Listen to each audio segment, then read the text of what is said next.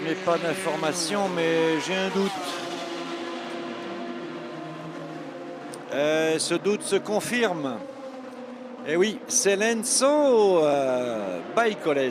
Lenzo avec Tom Dillman à son bord, qui n'arrive pas à sortir de l'endroit où elle est.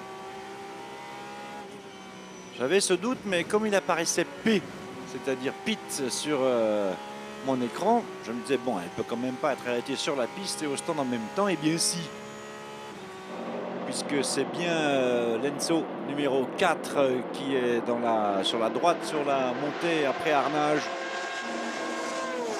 Alors pour l'instant, un drapeau jaune est montré à cet endroit, un seul drapeau jaune. Il n'est pas dans une position considérée dangereuse.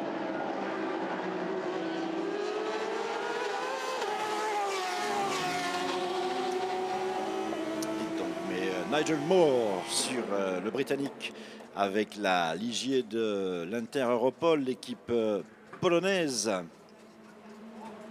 Se sent bien dans la voiture. C'est vrai que pour l'instant, ils occupent une modeste 24e place au général, ce qui les place en 19e en catégorie LMP2.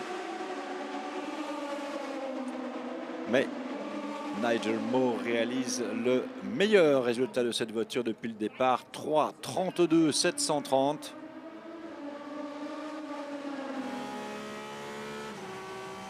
A-t-il quelqu'un en ligne de mire, Nigel Moore? Ben, celui qui serait en ligne de mire serait éventuellement celui qui est devant lui, c'est-à-dire Rido van der Garde, à bord de la Dallara du Racing Team Nederland.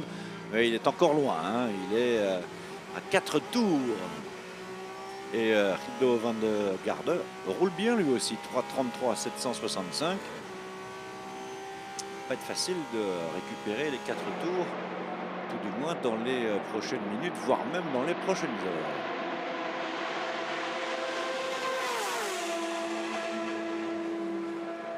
Catégorie LMGTE Pro, donc, puisque le travail sur la 92 continue. Tiens, on rapporte un fond plat.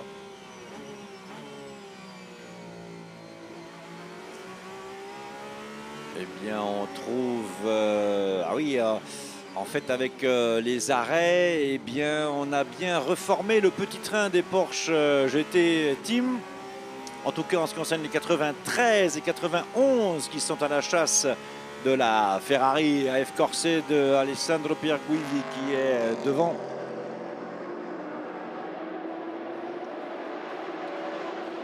Avec 1 minute 23 d'avance, mais on trouve bien donc ces deux Porsche suivis de la Corvette qui est un petit peu plus loin à 8 secondes, mais pas très loin.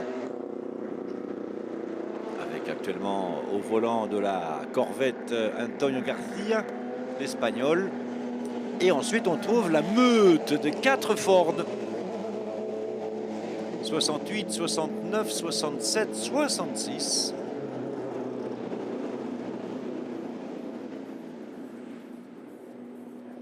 Alors, nous sommes en slow zone, malgré tout.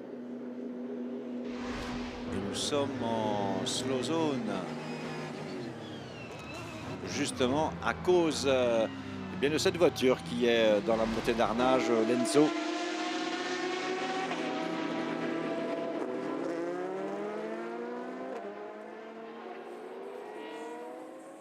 Donc vous comptez qu'entre Arnage et ça va jusqu'à Indianapolis en fait, cette slow zone.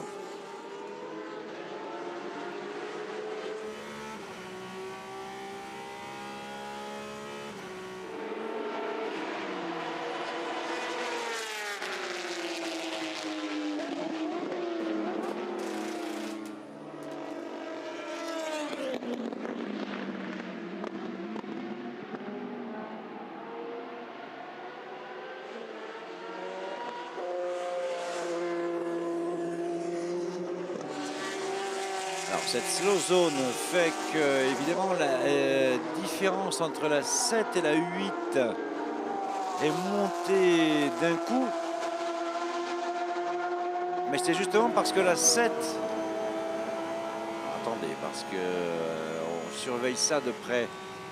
La 7 est effectivement passée déjà par la slow zone, alors que la 8 en sort. La 8 va passer devant nous. Voilà, la Toyota numéro 8 qui passe.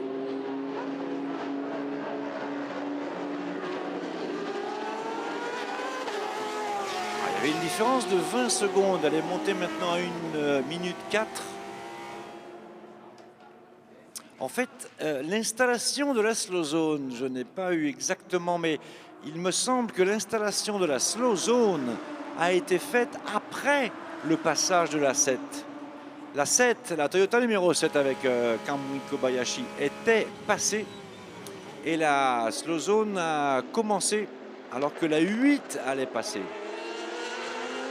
Ce qui fait que la différence entre les deux Toyota de tête qui était de l'ordre de 20 secondes est maintenant montée à 1 minute et 4 secondes.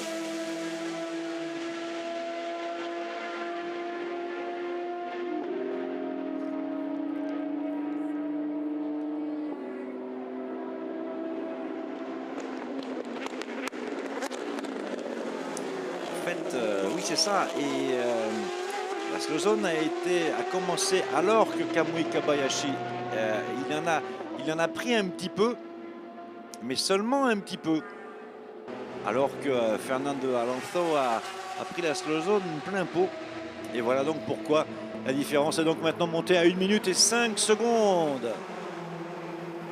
Alors, chez Porsche GT Team, on fait descendre la 92 des vérins sur lequel elle était.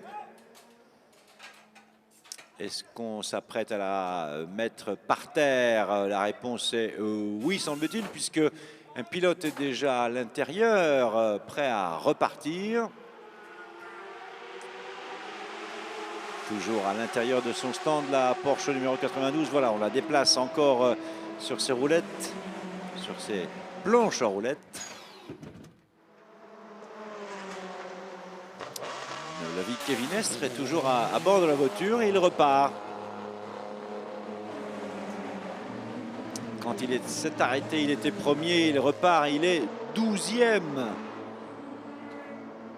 Kevin Estre.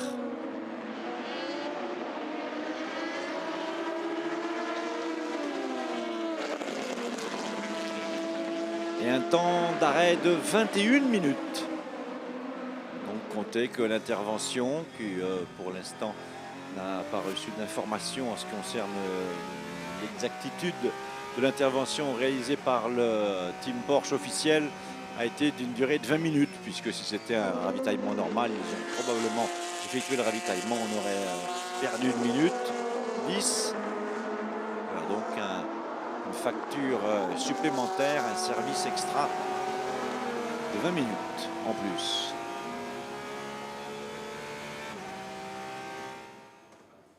Alors nous sommes toujours en slow zone tant que l'Enzo n'a pas été dégagé de l'endroit où elle était. Elle est déjà remorquée, l'Enzo numéro 4. Tom Dillman à son bord.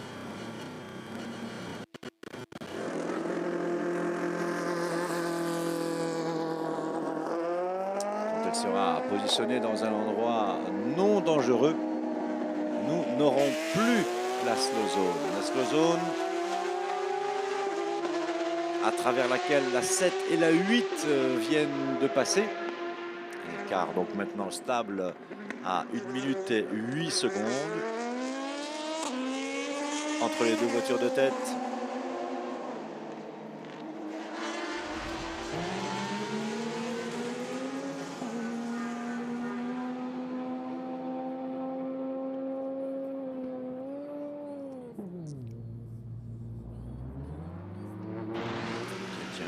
Passage là de la Ligier numéro 22 à la deuxième chicane. Et là, pensait que le freinage serait peut-être difficile. Le pilote de la Ligier du United numéro 22 et donc a décidé de tirer tout droit Felipe Albuquerque sans conséquence, si ce n'est de voir une image sur les écrans géants.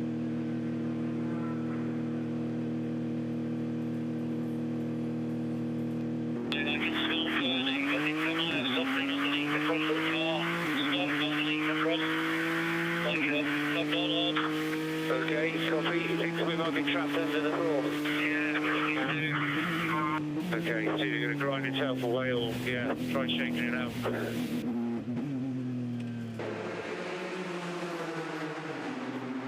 La slow zone est toujours active, même si, de mon point de vue, on a déjà retiré l'Enzo numéro 4. Il est important de voir à quel moment elle va être retirée, cette slow zone, pour savoir si cela peut influencer le classement et particulièrement la différence entre la Toyota numéro 7, entre Kamui Kobayashi, et la Toyota numéro 8, Fernando Alonso.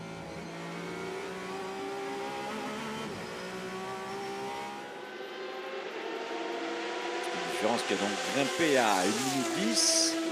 Où on est la 7, ben justement, elle va rentrer dans la zone, elle passe à Indianapolis, alors que Alonso est entre les deux chicanes. Donc la 7, comme tout le monde, va devoir réduire son allure à 80 km/h.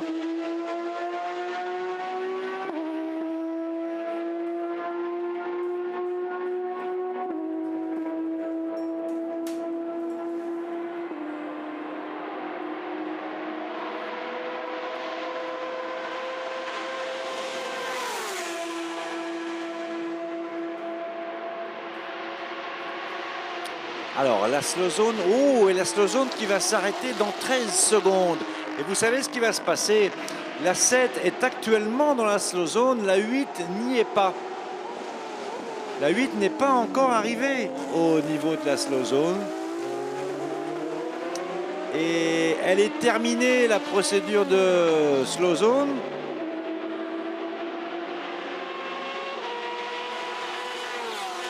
Voilà. Il n'y a plus de slow zone et donc alors la différence entre la 7 et la 8 va baisser puisque Fernando Alonso n'a aucune restriction au moment où il prend la montée depuis Arnage, alors que ça avait été le cas pour Kamui Kobayashi, même si Kamui Kobayashi lui va repasser devant nous alors que Fernando Alonso rentre dans les virages Porsche, mais au moins cette différence qui était d'1 minute 10 va baisser considérablement. Elle est déjà à 33 secondes,3.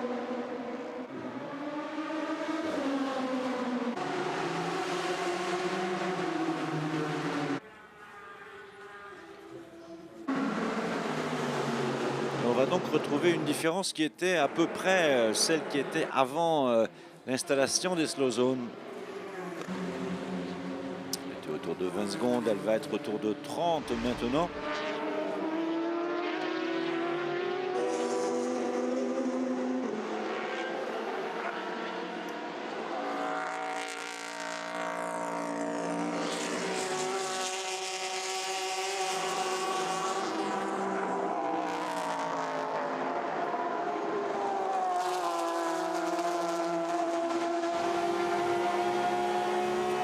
Il y a eu des modifications justement avec l'intervention de la slow zone dans les autres catégories? Je vous dirais a priori que non, pas vraiment.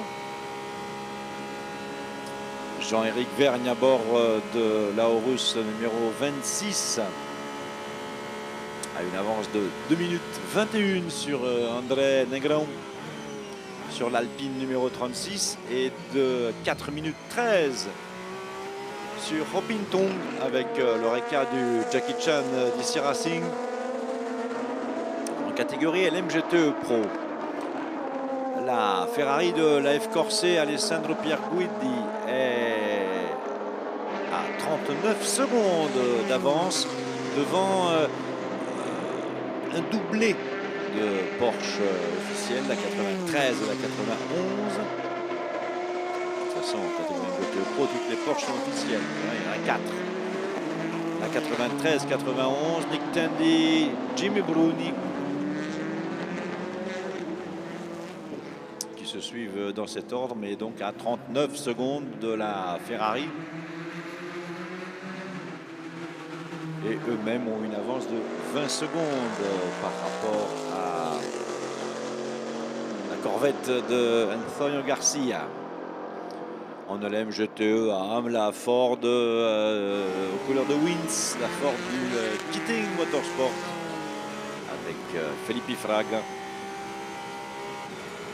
Une avance confortable de 1 minute 55 sur l'Aston Martin numéro 90 du TF de Charles Eastwood.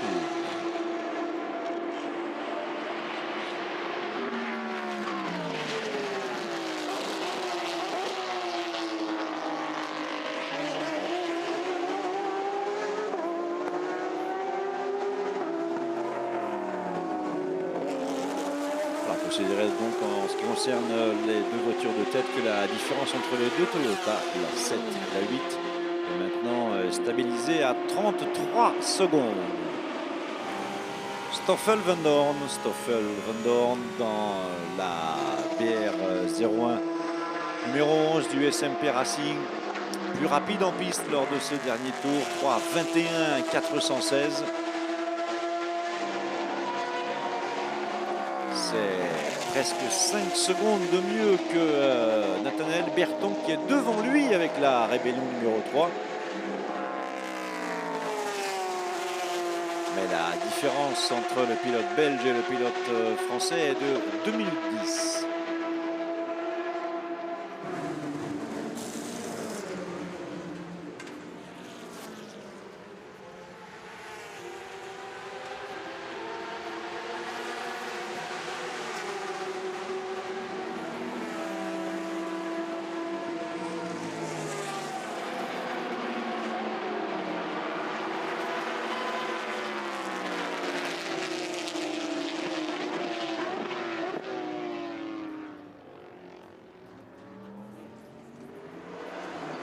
Arrêt de la voiture de tête en LM GTE Pro, arrêt de Alessandro Pierguidi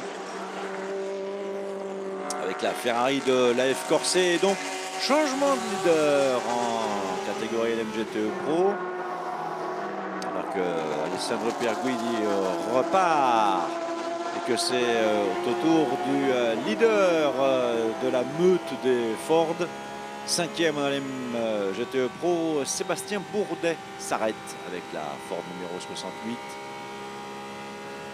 Donc on trouve en tête en catégorie LM GTE Pro, et bien la Porsche numéro 93. Nick Tandy est actuellement au volant.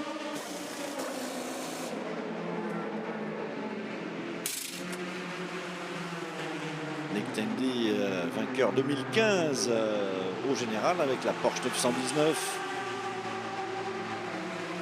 En compagnie de Harold Bamber et de Nico Hülkenberg.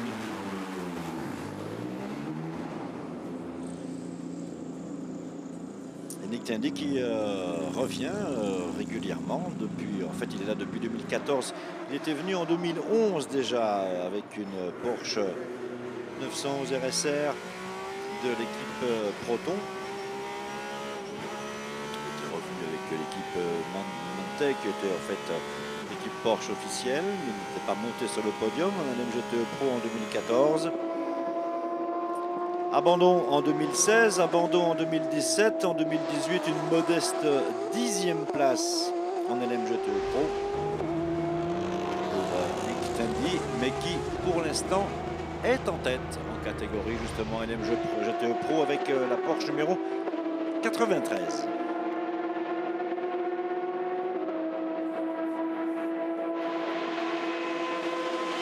Arrêt de Nathanaël Berton avec la Rébellion numéro 3, alors que pour la SMP Racing, la BR numéro 11, c'est Mikhail Aleshin, le Russe, qui repart au volant de la voiture, qui est 4e.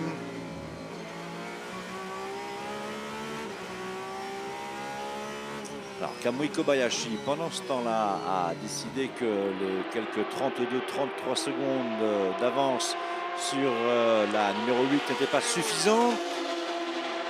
Et il accélère le rythme. 3:21 979 au dernier passage. alors que Fernando Alonso est passé en 3,23,193 avec une vitesse de pointe de 288 km/h. Cette fois-ci, vraiment, on est au même niveau que les LMGT-EAM.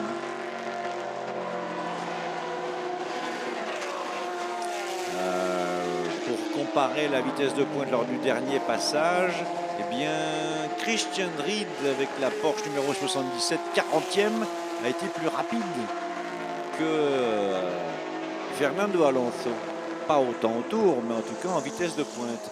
Retrouver la même chose. Alors, il a été flashé exactement à la même vitesse que Vince Abril sur la Porsche Proton numéro 78 en catégorie LMGT-EAM.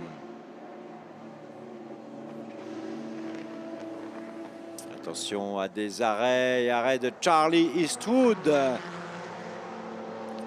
l'Irlandais, pilote de l'Aston Martin numéro 90, deuxième en catégorie LMGT-EAM. Arrêt aussi pour les deux Porsche leaders en LMGT Pro. Ah, et la différence que Nick Tandy et Jimmy Bruni avaient avec la voiture qui les suivait était si faible que nous avons un nouveau changement de leader en LMGT Pro. Attention aux supporters de Corvette Racing. C'est vrai que la 64 ne tourne plus après un accident qui a causé l'élimination de la voiture alors aux mains de Marcel Fassler. Mais on peut au moins avoir le sourire dans le clan piloté par Doug Ferrand, puisque la numéro 63 avec Antonio Garcia est maintenant pointé en tête en LMGT Pro à 4h22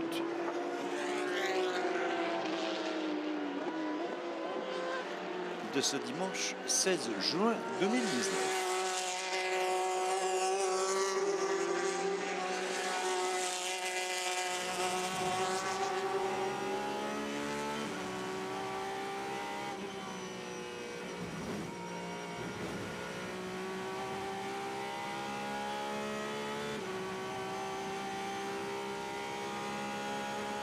On est reparti avec la rébellion numéro 3.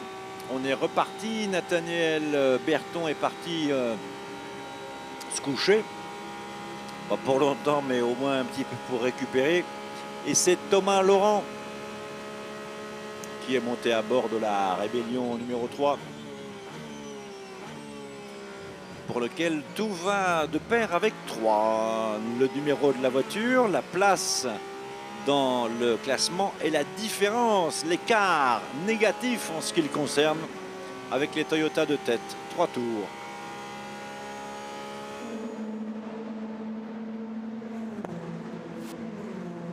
Arrêt de Anthony Davidson avec leur écart du Dragon Speed. Et arrêt de Fernando Alonso. Arrêt de Fernando Alonso. La Toyota numéro 8.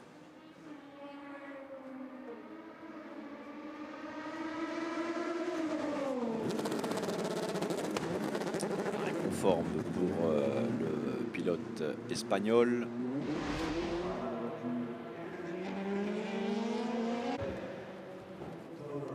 Différence bien sûr qui va augmenter jusqu'à l'arrêt de Kamui Kobayashi, qui ne sera pas maintenant. Kamui Kobayashi qui est entre les deux chicanes, qui devrait normalement repasser devant nous sans s'arrêter et s'arrêter à la fin du tour suivant.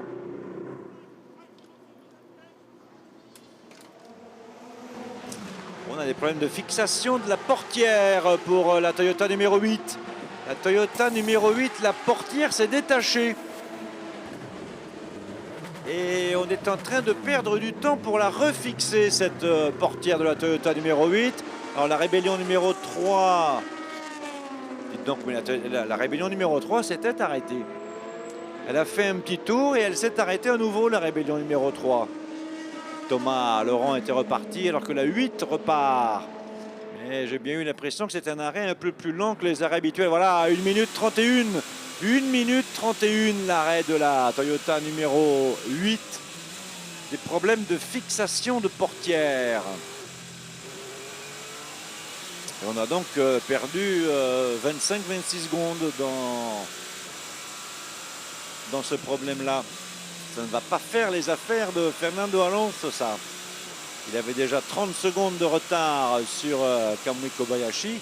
Avec cet arrêt, bien sûr, l'écart a augmenté. Il va falloir attendre l'arrêt du leader. Où est-il, Kamui Kobayashi? Dans les Porsche. Mais à mon avis, il ne va pas s'arrêter maintenant. Il va s'arrêter à la fin du tour suivant. Et donc, ces 25 secondes de perdu, il va falloir les rajouter aux 30 secondes.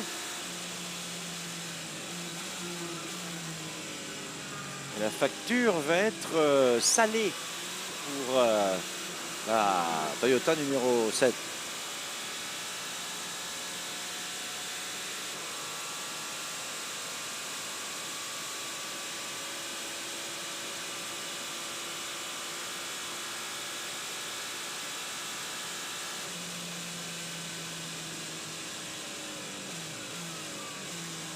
Voilà, la 7 est passée, elle ne s'est pas arrêtée.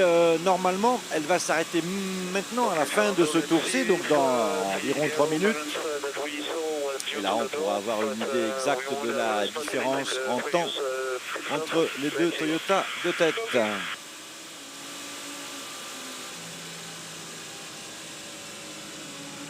Qu'en est-il en LMGTE Pro? Antonio Garcia est de toute façon plus rapide que Alessandro Pierguidi derrière lui. En tout cas, lors de ce tour-ci, il a encore récupéré, grappillé une petite seconde. Il est maintenant avec une avance de 12 secondes 3. Les Porsche 93-91 se sont arrêtés. Nick Tandy n'est pas descendu de sa voiture. Jimmy Bruni non plus n'a pas voulu céder la place. Et voilà qui reviennent donc. Elles ne sont pas très loin. 93 est troisième donc à 45 secondes de la Corvette. Et la 91 est derrière à 48 secondes de la Corvette. Et à 3 secondes bien sûr de l'autre Porsche à 93 devant lui. Avant de retrouver à la 5, 6, 7, 8e place les 4 Ford du Chip Ganassi. 4 Ford GT. Pratiquement dans l'ordre des numéros, presque. Sauf que le 66 est à la fin. C'est 67, 68, 69 et on retrouve le 66.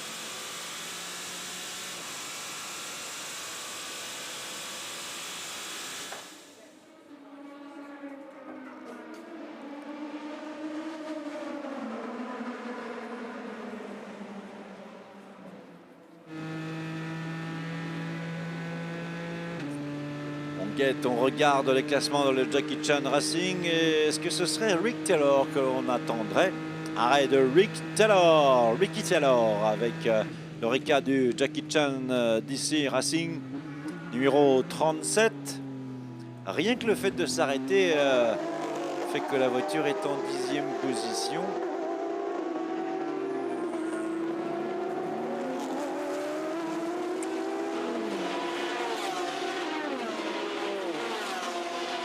Encore que on va bien presque revoir cette image là dans le stand du Jackie Chan DC Racing.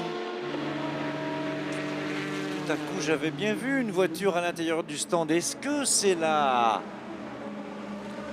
numéro 37 qui aurait été poussée à l'intérieur du stand? Parce que le pilote qu'on voyait en fait est un pilote de la 38 et pas de la 37. La 37 est signalée comme étant arrêtée.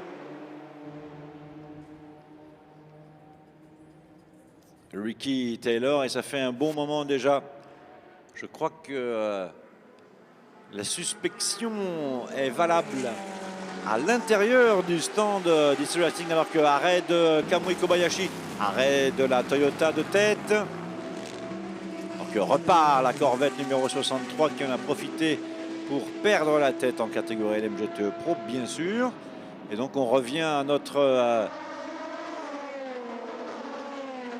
schéma normal.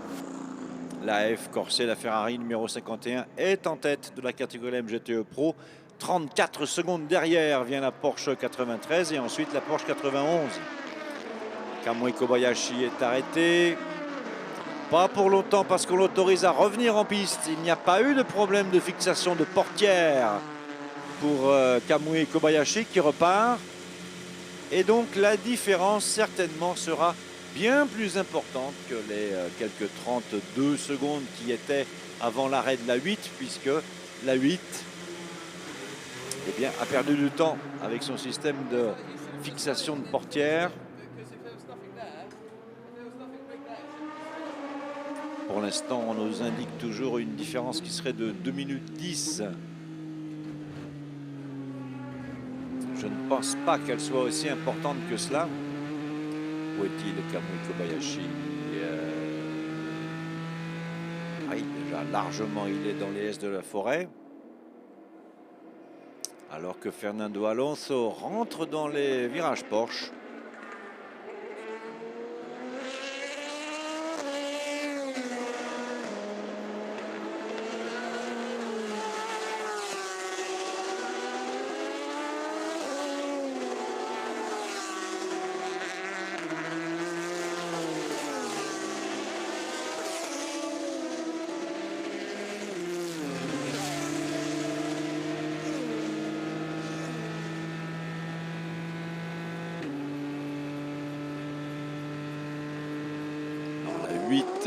Passe devant nous 2 minutes 1.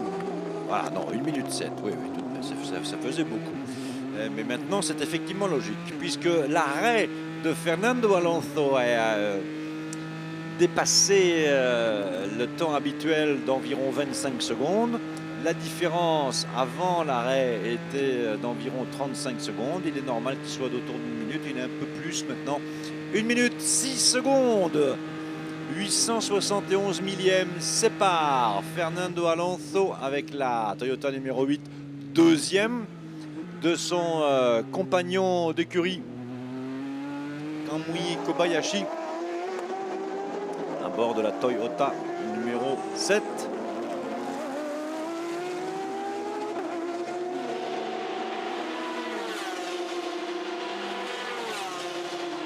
Et Mikhail Halyshyn, pilote le plus rapide en piste lors de ce dernier tour. Mikhail Halyshyn avec la BR01 du SMP Racing numéro 11.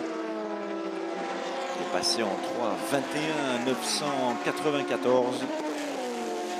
Fernando Alonso était en 3.24 186. Thomas Laurent avec la Rébellion numéro 3 en 3.24 341.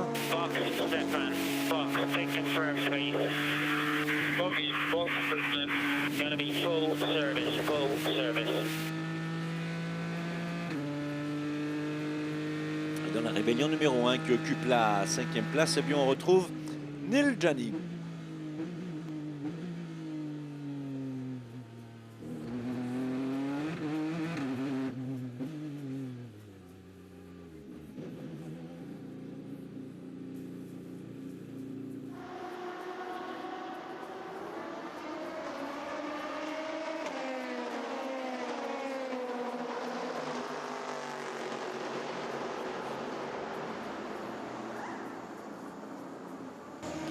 Catégorie LMGTE, l'Aston Martin numéro 90 compte un arrêt de plus que la Ford GT du Keating Motorsport. On peut considérer que normalement Felipe Fraga à bord de la Ford GT devrait être le prochain à s'arrêter, mais même comme cela, il ne devrait pas perdre le leadership en catégorie LMGTE puisque la différence que la Ford a en relation avec l'Aston Martin est de 3 minutes 38. Et de Stefan Mucke avec la Ford numéro 66. Et arrêt du leader en catégorie LMP2, arrêt de Jean-Éric Vergne. Et Laurus, numéro 26 du G-Drive. Est-ce que ça va faire l'affaire de l'Alpine, du Signatec Alpine Matmut? André Negrão. Ça fait toujours l'affaire, mais la différence est tout de même de 1 minute et 46 secondes.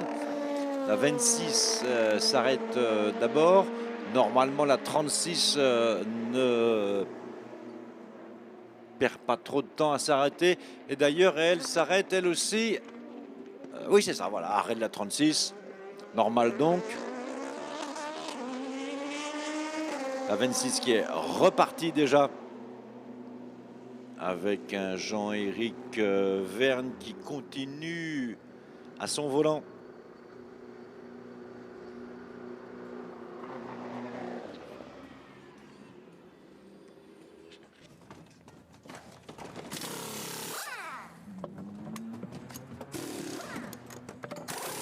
Jean-Éric Vergne qui, vous le savez, car vous le suivez bien comme nous tous, a déjà été champion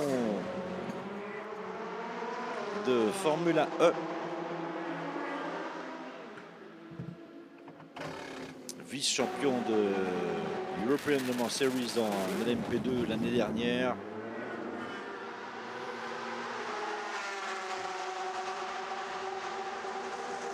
Et pilote sociétaire de G-Drive.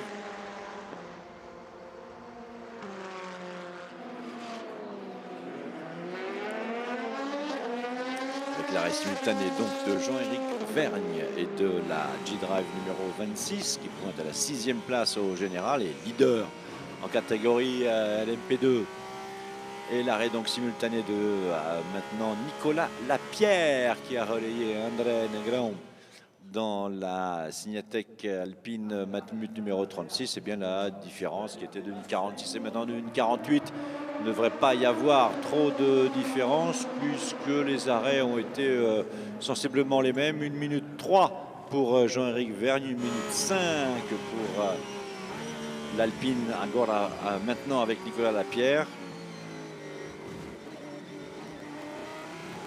Anthony Davidson dans la l'Oreca numéro 31 en a profité pour se rapprocher un peu, mais la différence est tout de même assez confortable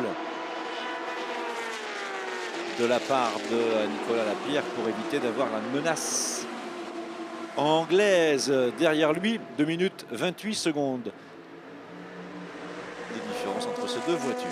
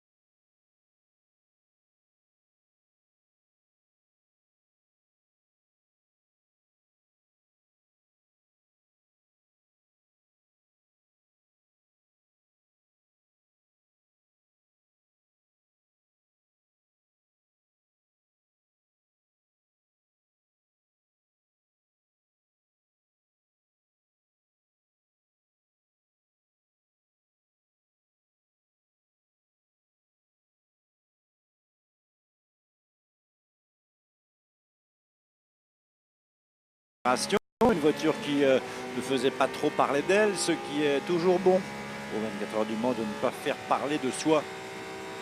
Matt Campbell est resté au volant. Mais évidemment, la place qui était encore il y a peu de 4e en LMGTEA, mais maintenant devenue une 9e place. Dans le clan Porsche, en fait, pour trouver la voiture la plus fringante en LMGTEA, il faut se reporter sur le Team Project One. Voiture à la décoration qui a fait beaucoup de succès, qui continue à en faire et qui roule bien. Avec à son volant Egidio Perfetti, le Norvégien. Distributeur de Chupa Chups et de Bimbo Mentos. La voiture s'est arrêtée et Egidio Perfetti est reparti, occupant donc la 3e place en catégorie LMGTEA. Alors c'est vrai que par rapport à la voiture de tête, vous devrez compter plus d'un tour de différence, mais c'est pas mal du tout. Il est suivi par une meute de Ferrari. Ils sont 4. Vous avez d'abord en 4e position celle du GMW, actuellement pilotée par Jeff Segal. Qui est juste derrière d'ailleurs Egidio Perfetti. Egidio Perfetti a juste... Oui, c'est ça. En fait, oui, c'est ça. Jeff Segal vient d'obtenir avec la Ferrari numéro 84 la 3e place, laissant donc Egidio Perfetti en 4e position. Il laisse ensuite Rob Smith qui est à bord de la Ferrari du WeatherTech, numéro 62, 5e. Matteo Cressoni est dans celle du Clearwater, numéro 61, 6e.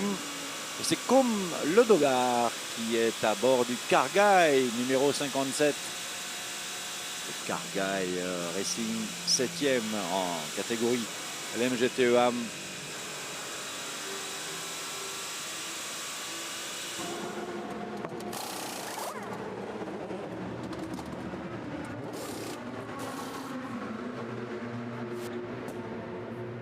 Toujours pas de retour en piste pour la voiture qui était alors pilotée par Ricky Taylor, la ligier du Jackie Chan, qui en fait est d'une Oreca puisqu'ils ont changé de monture de l'année dernière jusqu'à aujourd'hui. L'Oreca du Jackie Chan numéro 37, qui avait durant un temps pointé dans le top 5 en LMP2 et qui maintenant se trouve relégué en 17e position et surtout n'est toujours pas en piste, est toujours à l'intérieur de son stand.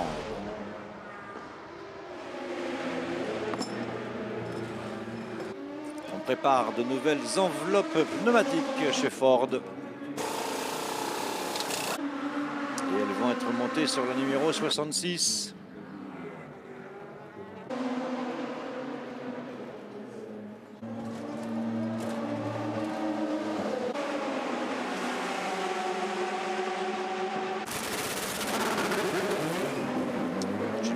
Aussi chez Porsche pour les mécaniciens.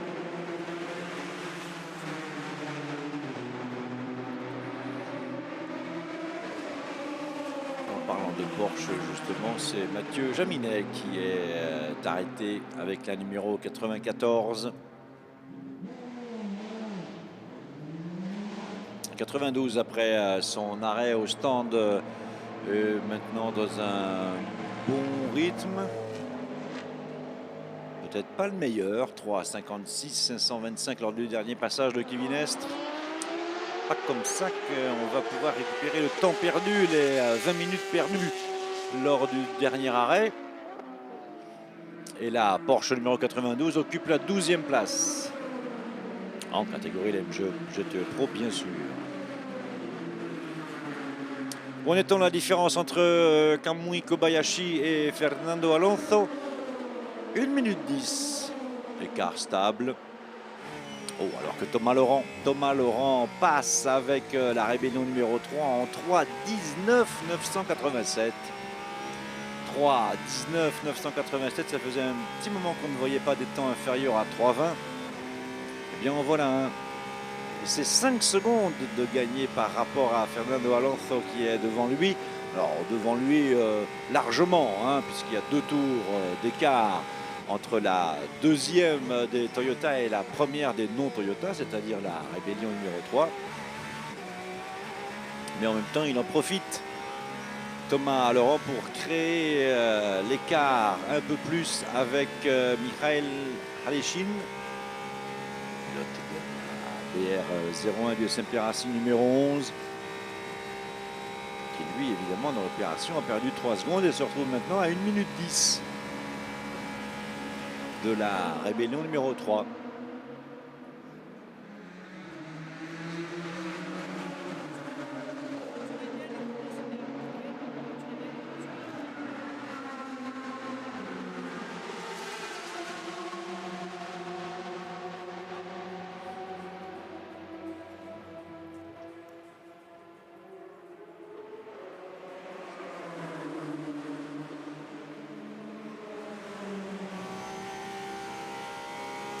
Porsche champion mondial des marques de 2019. Pour eux, le titre est déjà décidé dans le WEC.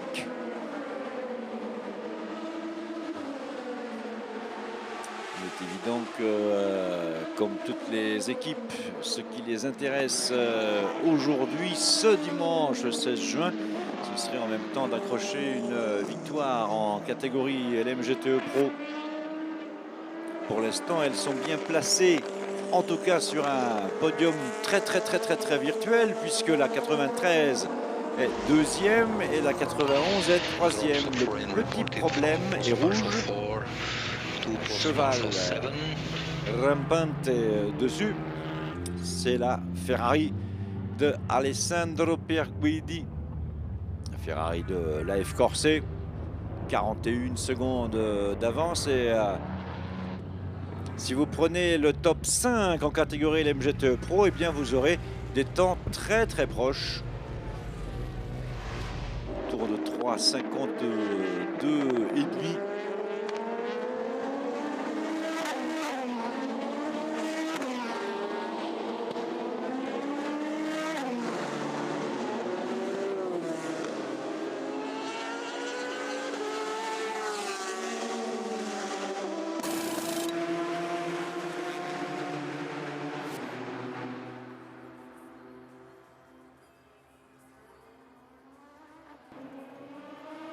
Arrêt de Mikhail Aleshin.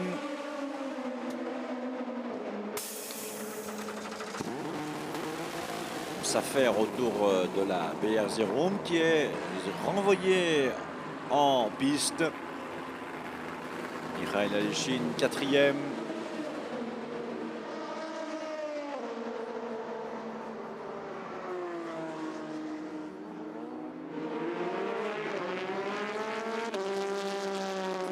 Beau passage encore une fois de Kamui Kobayashi. Peut-être pas sous les 3,20 mais très légèrement au-dessus. 3,21 110 contre 3,23 109 de Fernando Alonso. La différence entre les deux pilotes Toyota, entre les deux voitures de tête qui passe à 1 minute et 13 secondes.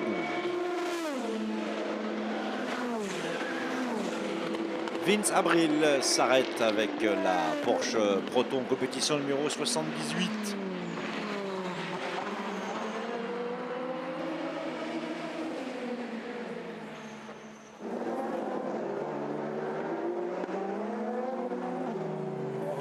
Vince Abril, c'est Vincent Abril, mais sur sa propre combinaison, il est marqué Vince. Il aime se faire appeler Vince, pilote de 24 ans qui est né à Alès, qui réside à Monaco, qui fête sa première participation parce que tout l'équipage de la Porsche numéro 78 est entièrement néophyte. Ce sont 3 rookies, c'est la seule équipe à avoir 3 pilotes qui découvrent Le Mans. En plus de Vince Abril, nous avons les deux père et fils prêtes. Philippe prête et Louis prête. Philippe le père, Louis prête le fils.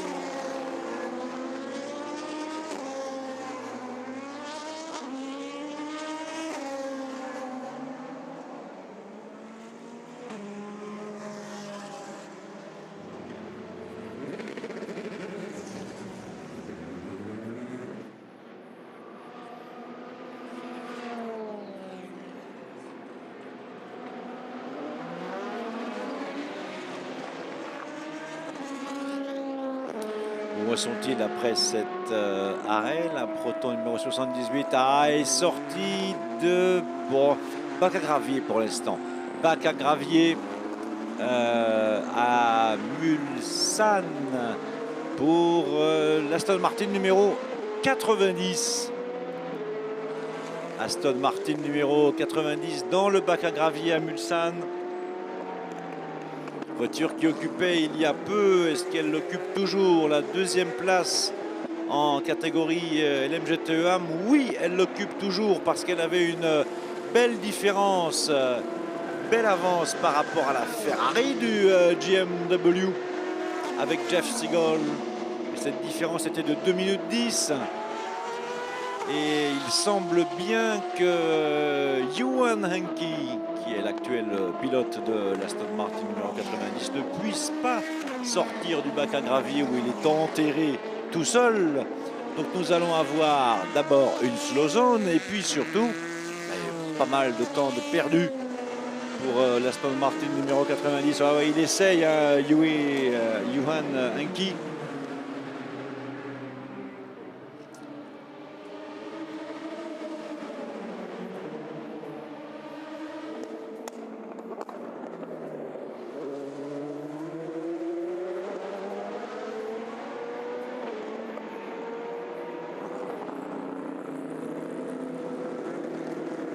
Alors, sans avoir exactement pour l'instant de précision quant à l'heure et la cause, puisqu'en fait, encore une fois, nous avons le privilège d'avoir une liaison directe avec la direction de course et que au moment où la communication a été faite, eh bien, c'est lorsqu'on apprenait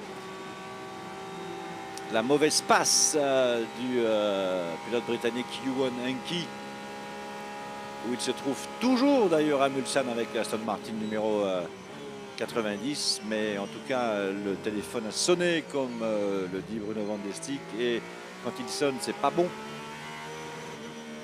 Alors c'est vrai que le pilote suédois Henrik Engqvist avait réussi à ramener Brinck Ballant, la Ligier du ARC Bratislava numéro 49 jusqu'à son stand.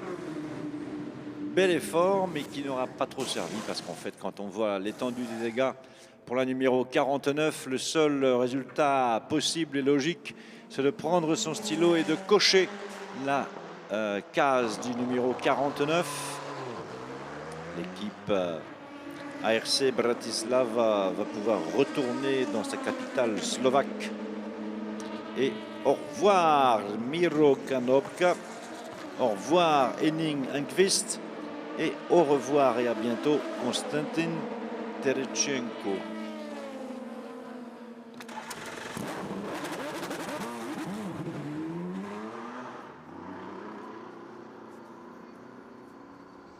Alors qu'en est-il à Mulsanne? Nous avons une slow zone qui est en cours.